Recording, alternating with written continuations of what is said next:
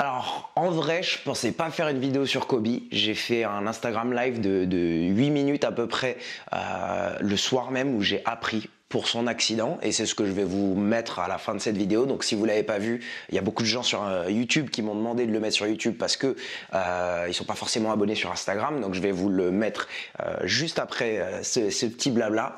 Voilà. J'ai décidé de rajouter cet enregistrement en plus parce que je pensais ne pas ajouter quelque chose au sujet de l'accident de Kobe sur YouTube, mais voir les réactions de tout le monde m'a permis un petit peu d'assimiler encore plus cet événement. L'énervement que vous allez voir dans la vidéo qui suit, le live qui était vraiment le soir même où j'ai appris pour son décès, j'ai compris d'où vient cet énervement en voyant l'avis de Skip Bayless au sujet de la mort de Kobe. Parce que personne dans le monde du basket s'était attendu à ce que Kobe meure. Si tu donnes, et là je paraphrase ce que Skip Bayless disait, si tu prends une liste de 10 000 personnes qui étaient censées mourir le 26 janvier 2020, si tu prends une liste de 10 000 personnes, moi aussi j'aurais mis Kobe Bryant en dernier de cette liste. Kobe ne meurt pas. Et c'est pour ça que tellement de personnes ont pensé à une fake news. Tout le monde a eu la même réaction. Tout le monde a ouvert son téléphone et s'est dit non, c'est une fake news sur Twitter, c'est des choses qui tournent comme ça. Parce que Kobe ne meurt pas. Et assimiler cette info, accepter que, en effet, Kobe est aussi vivant. Ce super-héros qu'on a vu toute notre vie, il est aussi vivant et un accident, ça peut lui arriver. C'est accepter ta propre mortalité. Un jour, tu partiras de cette planète et ce jour, c'est pas forcément quand tu as 90 balais sur un lit d'hôpital. Ça peut être demain. Une deuxième chose que je vais ajouter par rapport au clip que vous allez voir tout à l'heure, Kobe, pour moi, il était très important parce que il ramenait aux humains les efforts que faisaient ces super-héros en NBA. Quand tu vois un Shaq, quand tu vois un Michael Jordan, quand tu vois des grandes personnes de la NBA, même un LeBron James aujourd'hui, leurs efforts, on sait qu'ils bossent tous très fort. Mais Kobe Bryant, à chaque fois qu'il avait l'occasion d'être dans une interview, il t'expliquait son process très précisément. En général, quand tu as des très grands bosseurs dans leur monde, comme des Shaq, Kobe, LeBron, n'importe quoi, ces gars ne sont pas prêts à expliquer maintes et maintes fois leur processus de travail, comment ils réussissent à battre des montagnes, à abattre des montagnes. Et Kobe l'a fait.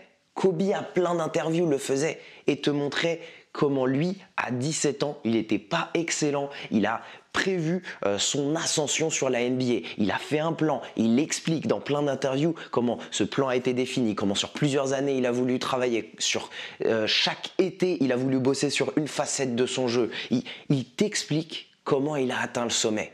Et il a rendu ça humain. À tous les fans de NBA ou les personnes qui voulaient atteindre des grandes choses, il donnait les clés, il expliquait, tu définis ton plan, tu prends une deadline au long terme et tu veux atteindre ce point, tu vas détruire ce plan et mettre des petites parties sur la route. Il t'explique humainement comment ça peut se faire. Et je pense que c'est pour ça qu'il a impacté tellement la mentalité de beaucoup de gens.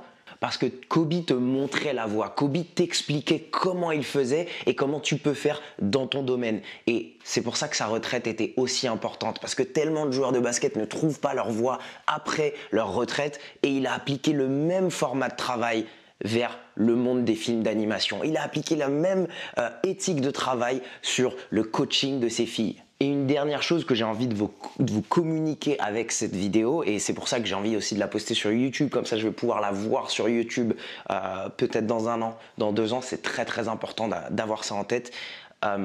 J'espère vraiment que pour une personne qui va regarder cette vidéo, l'accident qui est arrivé à Kobe, ce ne soit pas une étincelle qui te donne la motivation pour bosser pour 1 semaine, 1 mois, 2 mois, 3 ans, mais que ce soit plutôt quelque chose qui enflamme ta passion, qui enflamme ton éthique de travail pour le reste de ta vie. Ça fait 2 jours que je vais à la salle de sport, je vois des mecs avec des maillots Kobe Bryant, on s'échange des regards, on sait exactement qu'est-ce qu'on a ressenti. Mais j'espère que pour ces gars que je croise et pour toi qui regardes cette vidéo, cette étincelle que tu as eue en voyant une icône aussi importante s'éteindre, j'espère que c'est pas une étincelle qui va te motiver seulement à court terme, mais que c'est quelque chose que tu vas garder en tête toute ta vie. Tu sais jamais quand tu vas partir et tu sais jamais comment tu vas partir. Et j'espère que dans 1 an, 2 ans, 3 ans, 15 ans, je me rappellerai encore de ce soir, du 26 janvier 2020 où je suis sorti de ce match du Paris Basketball et j'ai appris cette nouvelle. Comme tout fan de basket et fan de personnes qui ont impacté le monde comme Kobe, j'ai mal, je souffre, mais j'ai vraiment envie que ce moment soit pas une étincelle de motivation qui s'éteint quelques semaines plus tard, mais plutôt quelque chose que je vais garder avec moi pour le reste de ma vie. Voilà, je vous laisse avec l'Instagram live que j'ai fait le soir même. J'espère pas que vous avez aimé cette vidéo. Je vous demande pas de pouce bleu, je vous demande rien parce que c'est pas une vidéo que j'aurais aimé faire, clairement. C'est tout ce que j'ai à vous dire. Je vous laisse avec l'Instagram live. Je vous aime fort. On se retrouve demain pour une autre vidéo. Les gars, vous décidez pas, vous ne pourrez pas décider comment vous partez de cette planète. Vous pourrez pas décider un jour que vous croyez en le Seigneur, que vous croyez en une force antérieure, que vous croyez en le destin, que vous croyez en une chose ou une autre. Vous ne décidez pas comment vous partez. J'ai eu des gens dans ma famille qui sont malades du jour au lendemain, paf, dehors. Tu décides pas comment tu pars.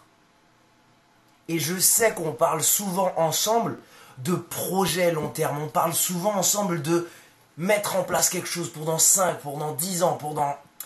Est-ce que tu kiffes ta vie aujourd'hui? C'est tellement important. Est-ce que tu profites de ta vie aujourd'hui? Est-ce que tu aimes les personnes autour de toi aujourd'hui? Tu choisis pas quand tu pars.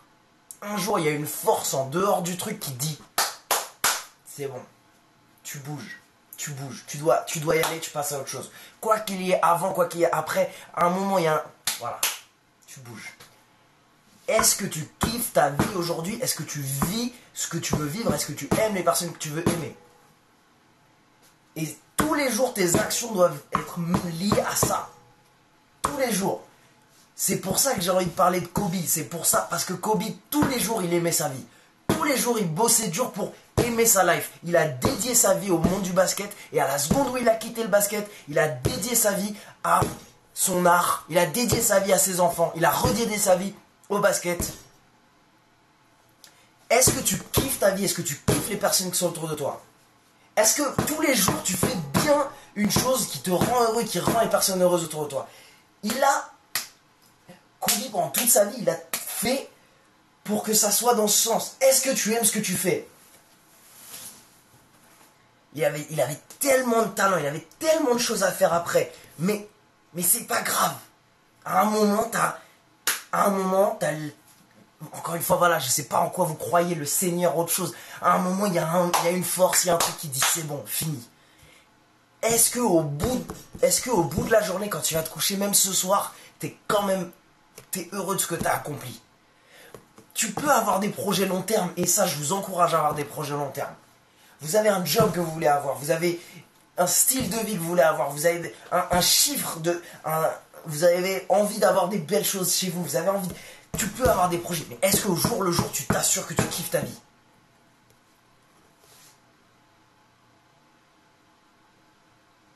Quand je dis c'est pas grave, vous me demandez dans les commentaires, c'est pas grave. C'est pas grave parce que c'est normal, c'est cyclique. Faut l'accepter. On est des humains sur cette planète qui a des milliards d'années. Tu viens, tu passes un moment et tu te casses. Et à un moment, il y a une force qui décide que tu te casses. Il y a des gens, ils se barrent à 10 ans. Il y a des gens, ils se barrent à 20 ans. Il y a des gens, ils se barrent à 30 ans. Il y a des gens, ils se barrent à 40 ans. Moi, je sais pas quand je vais me barrer. Et je me pose cette question, mais tellement souvent, avant même ce jour, je me pose tellement souvent cette question. Si aujourd'hui, ça se finit, est-ce que je serai content? Moi, aujourd'hui, je suis conscient, je serai content. Demain, ça s'arrête, je suis content.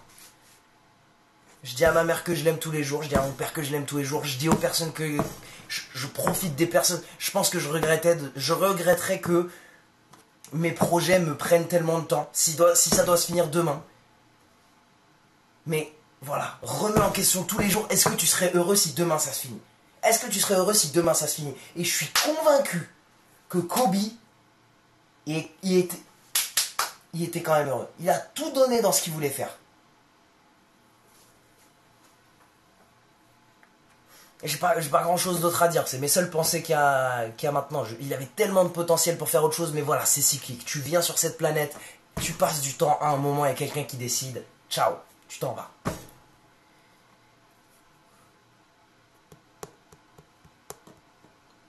Et j'ai pas grand chose d'autre à dire. Est-ce que tous les jours tu vas kiffer ta vie? Est-ce que tous les jours tu vas faire pour que ce court moment qu'on passe sur Terre, parce que c'est court les gars, c'est tellement court.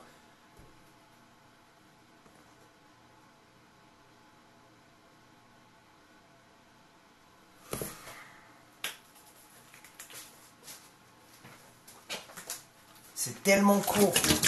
C'est tellement court.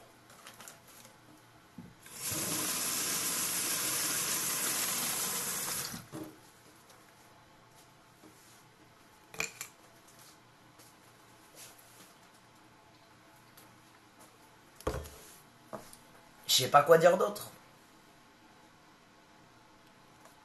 Moi, tout ce que je sais, c'est qu'il était investi et il a tout donné pour vivre sa vie à sa manière. Il a kiffé sa vie à sa manière. Voilà, ça arrive. Mais c'est horrible. Il avait tellement de choses. Il avait tellement de choses à faire. Il avait tellement de choses à faire. Mais il l'a vécu jusqu'au bout. Il l'a vécu jusqu'au bout.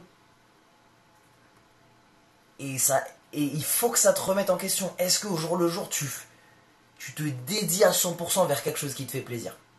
Est-ce que tu te dédies vraiment à quelque chose? Est-ce que tu rends ce monde meilleur? Est-ce que quand il y a des milliards et des milliards d'années derrière cette planète, tu vas venir 10, 15, 20, 30 ans, 50 ans, 60 ans, est-ce que quand tu pars, c'est mieux?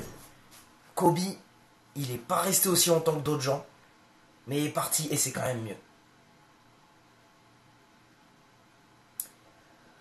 Alors, à ce qui paraît, Kobe Bryant est mort d'un accident d'hélicoptère et je crois qu'il y avait 3 à 4 personnes avec lui dans l'hélico. Et ça a été confirmé que sa femme n'était pas dedans. Je cherche encore qui a été dedans dans l'hélicoptère avec lui. Voilà. J'espère que c'est faux, hein. J'espère que demain, ok, on apprend une news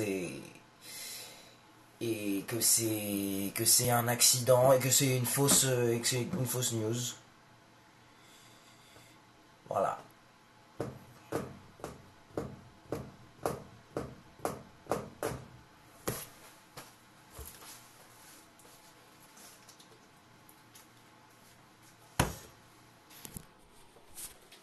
Voilà. Je sais pas quoi vous dire d'autre.